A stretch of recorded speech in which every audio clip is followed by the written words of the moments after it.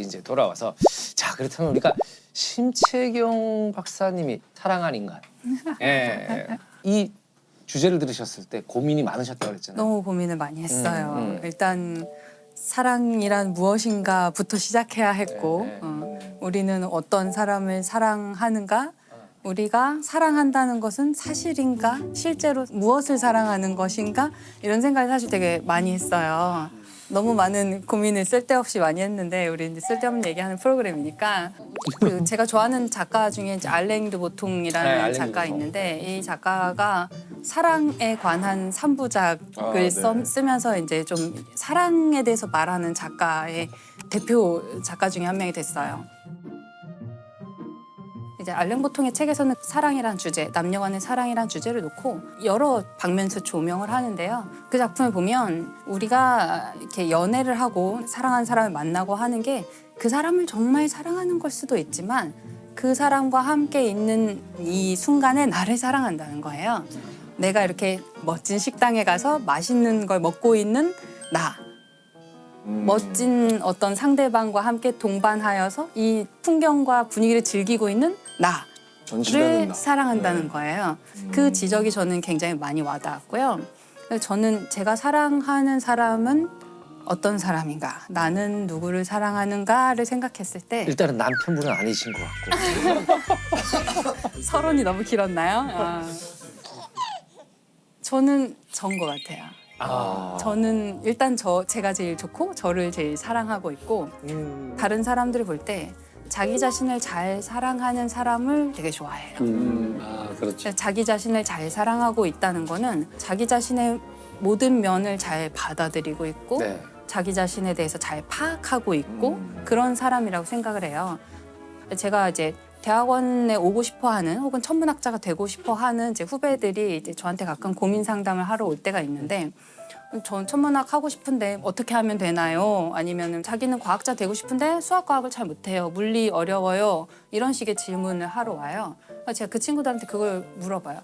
직업 과학자가 되려면 사실은 대학원을 나올 수밖에 없고 박사 학위를 받는 게 거의 필수적이고 박사 학위를 받으면 그때 인생이 시작이 돼요. 이 과학자로서의 삶은 박사 학위를 받으면 끝이 아니라 그 시작에 햇병아리 박사가 돼요. 어떡해. 그러니까 그 과정, 그 라이센스를 따기 위해서 거의 20대의 거의 모든 시간을 대학원에서 보내야 돼요. 남들은 대기업에 학부만 졸업하고 대기업에 취직해서 대리 달고 과장 달고 하는 동안 난 계속 연애하고. 아직 대학원생이고 아직 대학원생이고 아직 대학원생인 거예요. 그래서 그 대학원생에 대한 밈이 그렇게 있군요. 그렇죠. 세상에서 예. 제일 불쌍한 사람, 뭐 집에서 자고 있던 대학원생, 뭐 이런 식, 예. 뭐 이런 식으로 맨날 항상 밈이 저는 전혀 몰랐는데. 농담 있어요. 원래 소년이 잘못하면 소년원에 가고 대학생 잘못하면 대학원에 간다고. 유명한 말이죠. 예. 우프다 우퍼. 네. 그러니까 그게 그 시간을 다 버틸 수 있는지 나는 그게 가치 있다고 생각하는지 내가 그 내 젊은 날의 시간과 모든 기회비용을 다 투자하고 희생하고 할 만큼 내가 이것을 가치 있다고 판단하느냐 저는 그거를 제일 먼저 물어보라고 해요. 너 자신에 대해서 알아야 돼. 천문학을 아는 것보다 너 자신에 대해서 먼저 탐구해보기를 바란다. 그 얘기를 항상 하거든요. 이게 자기를 아는 문제잖아요. 맞아요. 예. 근데 이게 맞아요. 철학적으로는 굉장히 어려운 문제거든요. 자기를 안다고 했을 때 첫째 문제는 자기란 무엇인가? 자기. 베이비. 나라는 것이 그러니까 불교에 그런 말이 있거든요. 나라고 할 만한 것이 없다는 사실이 있다. 이런 말이 있어요. 근데 아무튼 그게 좀 어려운 얘기지만 네. 나라는 것이 있나? 그러니까 왜냐하면 나라는 것이 자꾸 바뀌거든요. 맞아요. 근데 오늘은 내가 예를 들면 유튜버가 되고 싶은데 내일은 뭐 가수가 되고 싶고 수 모레는 있죠. 또 누구의 걸 봤더니 영화 배우가 그렇죠. 되고 싶고 네.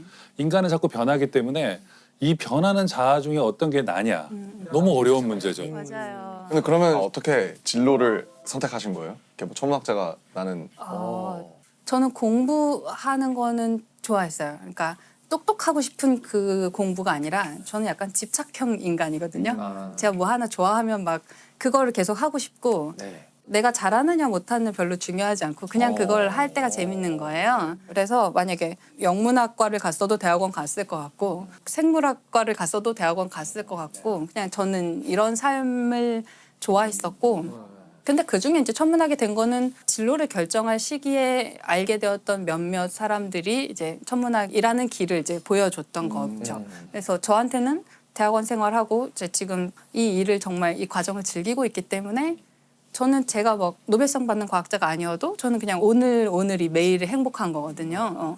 그러면은 저는 이제 제 자신을 잘 알고 네. 이 길에 왔다고 저는 생각을 해요. 지금 이렇게 진로를 결정하는 부분에 있어서도 굉장히 자기애가 느껴져요. 내가 공부하는 모습이 너무 좋고. 아, 네네 맞아요. 그거 자체가 그게 좋고. 가장 행복한 분의 전형이잖아요. 내가 정말 잘하는 건데 내가 좋아하는 거고 그것이 내가 직업으로 선택할 수 있고 이게 정말 행복한 거죠. 덕업일치라 그러죠. 그쵸 네. 그쵸. 그래서 심채경 박사님께서 그 알랭드 보통의 불안이라는 소설 네네. 언급을 하셨는데 다들 읽어보셨을 거 아니에요? 아니 저는 안 읽어요. 저 안 읽어봤는데. 보통 사람들 다 읽나 봐요. 이게 자꾸 웃으면 안 되는데 웃겨요. 가끔. 예. 저는 좋아하는 책인데요. 네. 사실은 어떤 이게 책이에요? 불안이 우리말로는 책 제목이 불안이라고 번역이 됐지만 원래는 지위 불안이라는 원제인데 손가락 그림이 나와요. 손가락이 하나 있을 때는 행복한 거예요. 우울하지 않아요. 근데 더 큰 손가락이 등장하면 이제 우울해지는 거예요. 이게 비교 대상이 나타나면 비교. 예, 나의 지위가 이제 불안해지는 흔들리니까. 거죠. 예. 그리고 현대 사회에 이런 지위 불안이 좀 더 심해진다는 거죠. 그렇죠. 예전에 작은 마을에서 살고 있을 때는 그냥 웬만해도 다 비교 대상이 별로 네네네. 없으니까 내 이 정도면 잘생겼지 맞아요. 이러면서 네. 살아갈 수 있었는데 이제는 비교 대상이 전 소설. 세계로 네. 확대됐고 소설이 진짜 큰 것 같아요. 네. 네. 그러니까 지위 불안이 심해졌죠. 청소년. 흔히 그런 건 이제 열등감, 그렇죠. 뭐 네, 열패감, 네. 뭐 네, 네. 이렇게. 이게 열등감과 열등감 콤플렉스는 다른 거예요. 네. 오. 열등감은 누구나 다 있죠. 네. 근데 나만 있는 걸로 생각하지만 그 열등감은 발전의 도약이 되죠. 아 그렇죠. 근데 이걸 인정 안 하는 게 열등감 콤플렉스예요. 아. 그러니까 작은 키가 큰 보폭으로 갖는다든지 오. 아, 네, 그런 사람이 어깨를 더 크게 움직여야지 목소리를 더 크게 한다든지 이건 있는 그대로 받아들이지 않고 역으로 열등감 콤플렉스가 돼버립니다. 그럼 박사님은 뭔가 그렇게 그 김연경 선수님의 작았던 키처럼 뭔가 이렇게 벽 앞에 막혔다라고 느꼈을 때 어떻게 극복하셨는지 그런 케이스가 오. 있으신지. 벤치에 앉아 있었던 그렇죠. 저는 대학에 처음 들어왔을 때가 좀 어려운 시기였어요. 아. 근데 제가 망원경을 직접 본 적이 한 번도 없는 상태였어요. 저는 아. 그냥 과에는 뭐 중학교 때부터 자기가 렌즈를 직접 깎아서 망원경을 만들어 본 장인이 사람. 있어, 장인이. 네. 갈릴레오 집에도 앉아. 천문학자 하기 힘들다 힘들어. 네, 아주 어릴 때부터 관측을 많이 해본 사람 집에 굉장히 큰 병통의 망원경이 있는 사람들이 많은 거예요. 그리고 제가 잘 모르는 별자리 신화 이야기를 막 끝도 없이 나오는 거예요. 그럴 주눅 때 들었겠다. 완전히 네. 주눅 들죠. 완전히 주눅 들고 나는 별자리도 모르는데 학교에서는 별자리 가르쳐주지 않아요. 그러면 저는 계속 교양이 없는 상태로 교양이 없는 인간이 되는 거예요. 이제 그게 너무 이제 처음에 주눅 들기가 쉬웠거든요. 저는 그게 처음에 되게 어려웠는데 저는 좀 시간이 지나면서 제가 할 수 있는 일을 찾기 시작했어요. 예를 들어서 과학은 우리가 팀을 이루어서 일을 하기 때문에 계산 잘하는 친구가 너무 필요하고요. 컴퓨터 코딩 잘하는 친구가 필요하고 그래프를 너무 멋있게 누구나 이해할 수 있는 좋은 그래프를 그리는 친구가 또 필요하고요. 또 뭐 펀드가 필요하니까 과제 예산을 잘 따오는 어떤 다른 동료나 선배가 필요하고 그 모든 사람들이 팀을 이뤄서 일해요. 그중에 제가 할 수 있는 역할을 이제 찾는 거죠. 네. 그게 뭐였어요? 이렇게 하면 돈을 따오는 일? 돈을 따오려면 아직 좀 더 거물이 돼야 아, 예. 되고 아. 예. 쉽지 않구나 그거. 네, 저는 뭐 저는 왜 그래프 그리는 것도 그래프 예, 그리는 코딩하는 일, 것도 코딩, 좋아하고 네. 그런 면에서 또 저는 꾸준히 가만히 앉아서 계속 그 자리에 앉아 있는 걸 잘해요. 사실은 그건 저도 재능이라고 생각해요. 저는. 재능이에요. 네. 쉽게 질리는 사람도 있는데 너가 열심히 하고 하다가 다 못하겠으면 나한테 주고 가. 너 가. 그럼 내가 앉아서 나머지 하고 있을게. 오케이. 네. 그러면 이제 다음날 그 친구가 와서 또 잘하는 거예요. 그래서 저는 운이 좋게도 과학은 팀을 이루어서 일을 하니까 저도 어딘가에 톱니바퀴가 맞는 데가 있는 거예요. 잘 찾아 들어가면. 제가 욕심을 막 부려서 저라는 퍼즐이 안 맞는 엉뚱한 곳에 가서 저를 막 끼워 넣으려고 하면 너무 괴로운데 그냥 그 순간에 그 팀에서 내가 할 수 있는 일을 계속 찾는 거죠. 그러면은 그럭저럭 지낼만 해요. 그럭저럭 행복할 수 있고 그럭저럭 실패하지 않을 수 있어요. 과학은 매일매일 좋다. 조금씩. 팀으로 일할 수 있고 문학은 그런 거 안 돼요. 맞아, 그렇죠. 맞아. 팀으로 만들면 싸워요. 누가 서문을 쓰고 뭐 이럴 수는 없잖아요. 근데 이런 얘기를 하다 보면 정말 그 네. 꼭 이렇게 이분법으로 나누는 게 좋진 않지만 문과와 이과의 차이가 좀 약간 보이는데 네. 대체적으로 이공계 사람들은 좀 낙관적이에요.